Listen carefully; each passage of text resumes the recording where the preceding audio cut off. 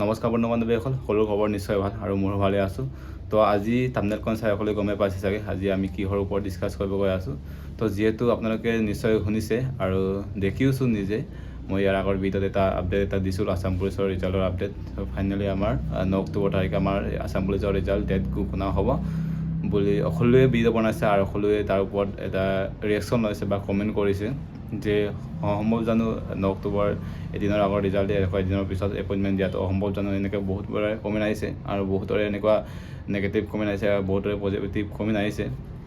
তো মই ভাবোঁ যে মই বিচাৰিছোঁ এতিয়াতো নতুনকৈ যিমানখিনি হয়তো আছাম পুলিচৰ ৰিজাল্ট ৱেইট কৰি থকা ল'ৰা ছোৱালীসকলে বহুতেৰে এতিয়া এনেকুৱা কমেণ্ট আহিছে বা কমেণ্টৰ ওপৰতো কমেণ্ট আহিছে আৰু আপোনালোকৰ কমেণ্টে বহুত আগুৱাই নিছে যে আমাৰ ৰিজাল্টখন কেতিয়া দিবগৈ, বহুত মাহ হ'ল। তো এতিয়া এটাই প্ৰশ্ন বেছিকৈ আহিছে যে আমাৰ 9 অক্টোবৰ তাৰিখে ৰিজাল্ট দিয়াটো সম্ভৱনে বুলি।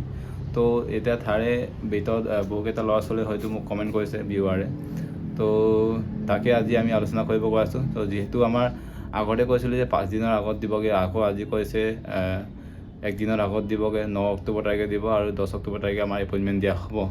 তো এইবিলাক কথা হয়তো গম পাইছে আৰু 10 অক্টোবৰ তাৰিখত সঁচাকৈ এপইণ্টমেণ্টটো দিয়া হ'ব। কিন্তু ৰিজাল্টটো আমাৰ এতিয়ালৈকে কোনেও এতিয়া ফিক্স হোৱা নাই যে আমাৰ CM ছাৰে এদিনা কৈছিলে 9 অক্টোবৰ তাৰিখে দিব বুলি। কিন্তু এতিয়ালৈকে মই ভাবোঁ যে 9 অক্টোবৰ তাৰিখে নিদিয়ে, তাৰ আগতো দিব পাৰে, আপোনালোকে নিশ্চয় গম পোৱা নাই চাগে। আৰু 1 সপ্তাহ 10 দিন পাছত বা এমাহমান পাছত আপোনালোকে নিশ্চয় আপডেটখিনি নিশ্চয় পাব। এনেকুৱা আপোনালোকে আৰু সুধি থাকিব যে য'ত CM ছাৰে সভাত বা মিটিঙত উপস্থিত হয় তেতিয়া আপোনালোকে সুধিলে হ'ল যে আমাৰ ৰিজাল্ট কেতিয়া দিবগৈ বা নতুন ভেকেঞ্চিৰ কাৰণে কেতিয়া আহিব, নতুন ভেকেঞ্চি কি পষ্ট আহিব, তো এইবিলাক সুধিলেও হ'ল। কাৰণ আমাৰ এইবিলাক সোধা মানে এটা আপডেট আহি থাকে। কাৰণে মই বিচাৰোঁ যে আপোনালোকে যিখিনি হয়তো আজি এতিয়াৰ পৰা আপোনালোকে ৰিজাল্টৰ ৱেইট কৰি থকাৰ লগতে আপোনালোকে নতুন ভেকেঞ্চিৰ কাৰণে আপোনালোকে প্ৰিপেৰেশ্যন কৰি থাকক বা প্ৰেক্টিছ কৰক বা পঢ়ি থাকক, এতিয়াৰ পৰা পঢ়ি থাকক, তেতিয়াই আপোনালোকৰ কাইলৈ ইণ্টাৰভিউত এটেণ্ড কৰিবলৈ সুযোগ হ'ব।